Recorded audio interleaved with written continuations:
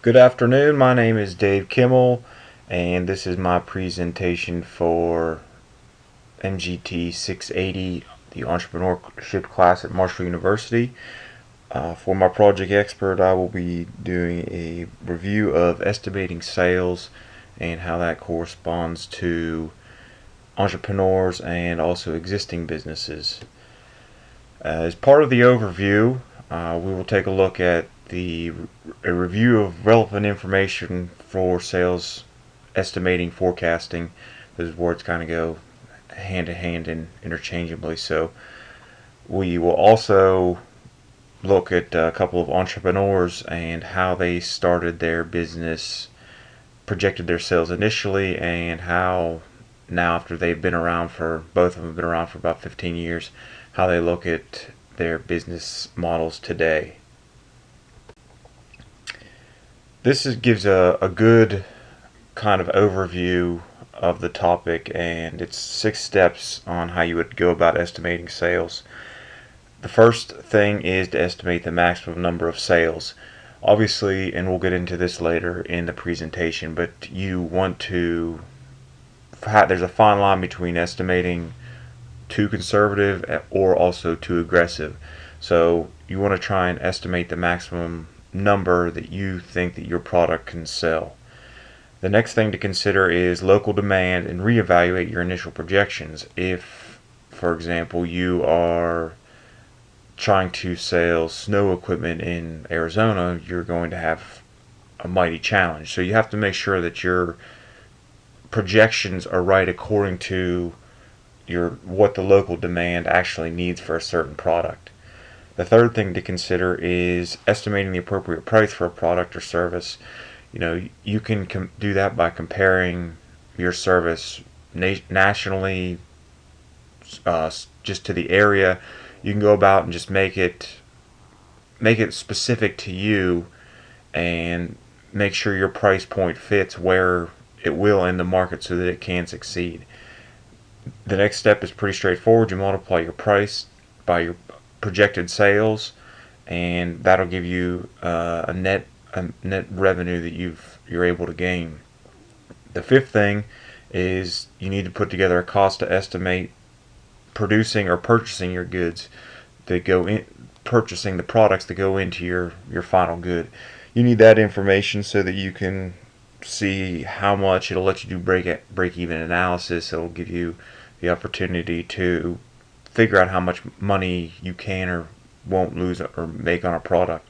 And finally, you subtract out your expenses to project your final revenue. And that'll give you a chance to see, at the end of the day, how much profit your goods have put out for you.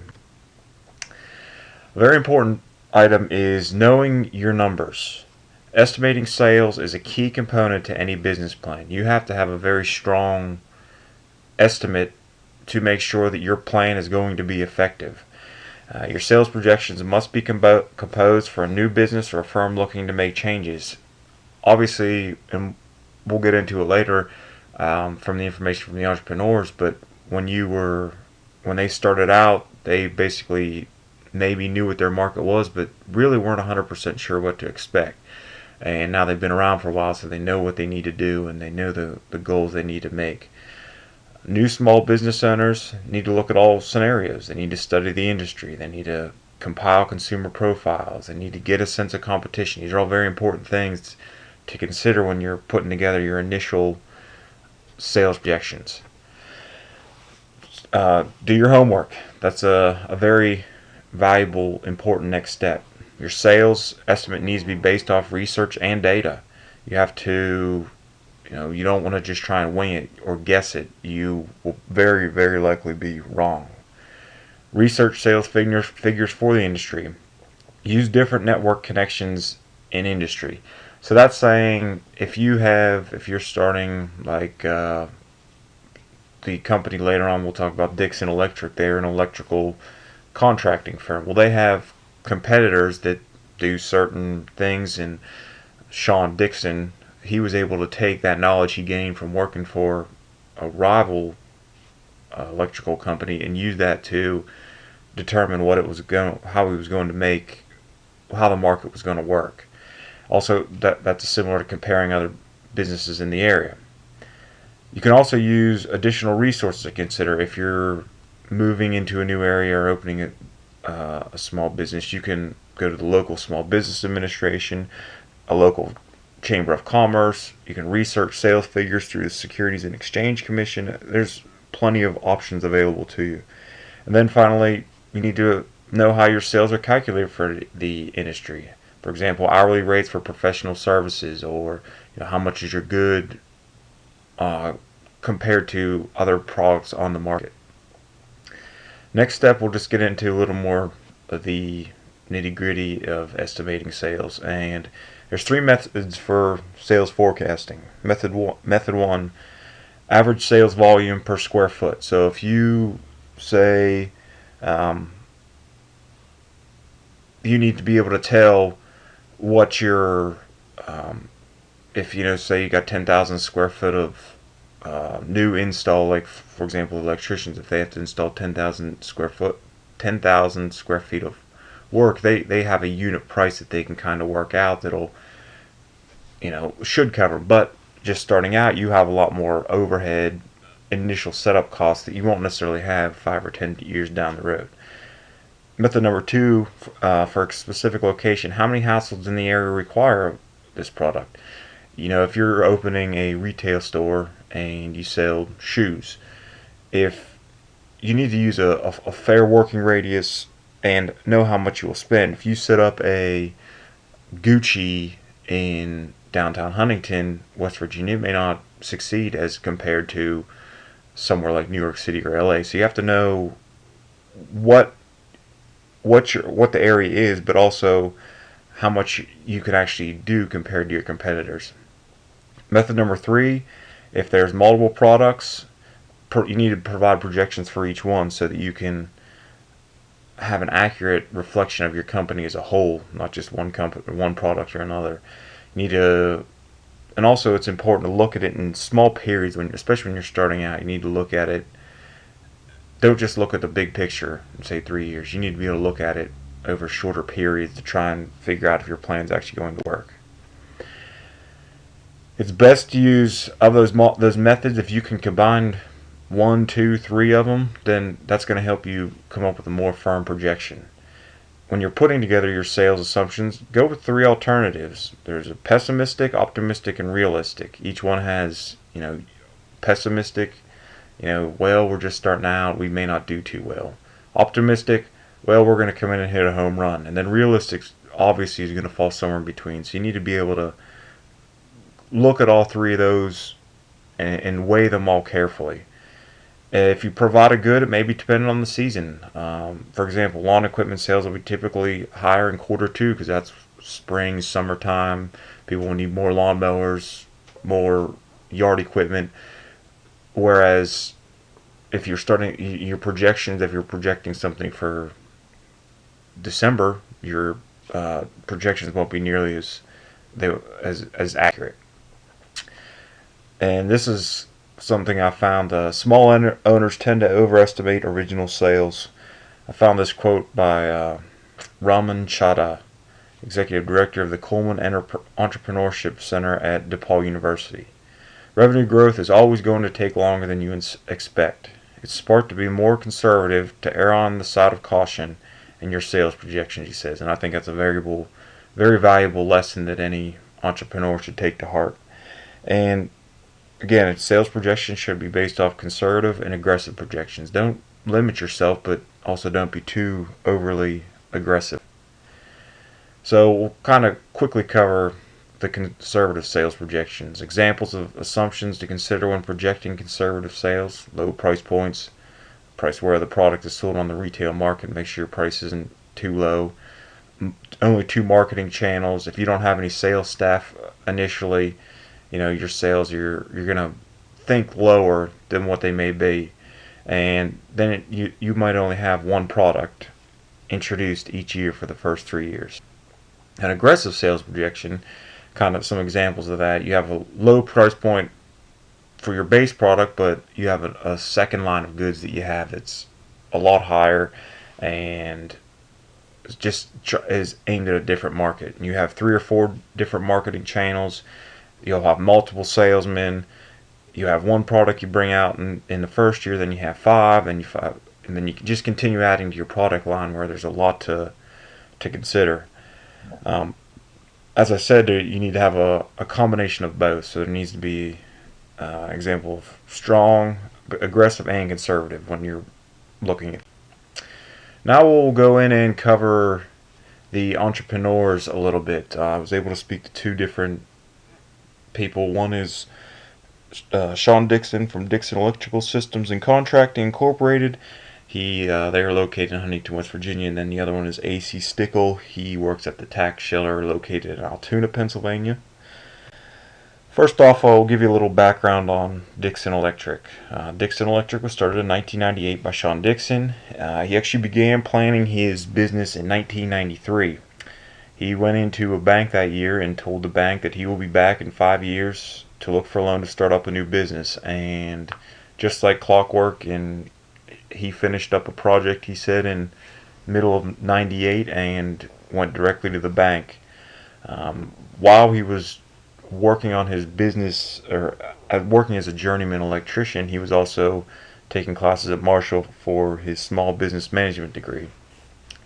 He was able to use his background with these major construction projects to work with the bank to line up funding.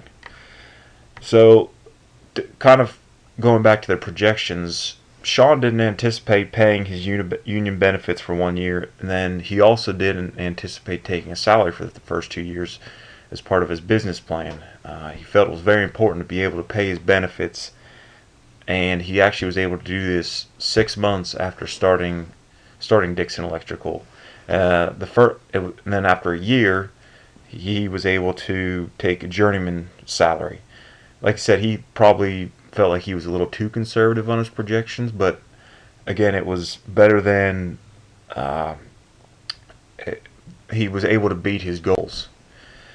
A lot of the employees he took on, they're still with the company, and as Dixon continues to grow, he's made it a goal to add employees to support the business growth, and that's kind of, with them being around and well established, he's kind of looking at different options for what it would take to, if he expanded, that additional overhead is an additional cost.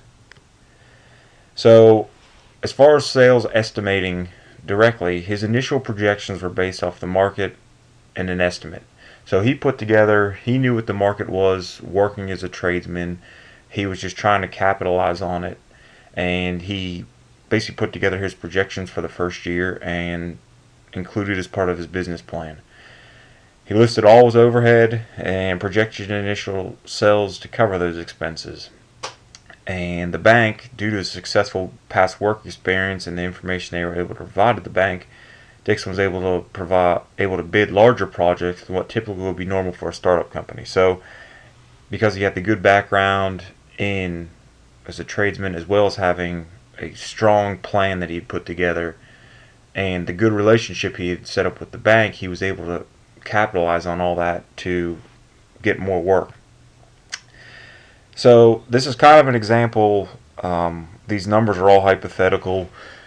This is kind of an example of what Dixon may look at when they're putting together their projections for the year.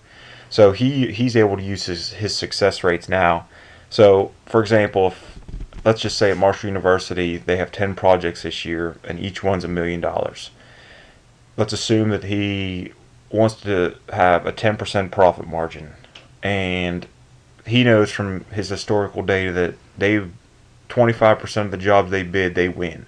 So he's able to look down, and then his projected sales for the year would be $250,000 by taking the 25% times the 10% margin times the $10 million that's available. That's kind of a way you can look at projecting your costs. So overhead, just to note, overhead job costs as frequently as possible to help offset any expenses that you have.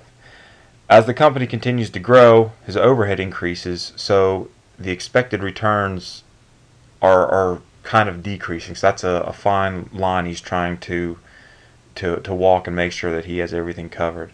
And then percentages and volume, they review annually to make sure that they're covering all their goods. The next entrepreneur I spoke with was A.C. Stickle. He founded the Tax Shelter in 1999. They provide year-round tax preparation and accounting services. So that includes income tax prep, payroll services, and bookkeeping. His biggest competitors in the market are H&R Block, Jackson Hewitt, and TurboTax. So a little bit of background on the Tax Shelter. As noted in the previous slide, Tax Shelter's largest competitors are Jackson Hewitt, H&R Block, and TurboTax. So AC has a couple of advantages. His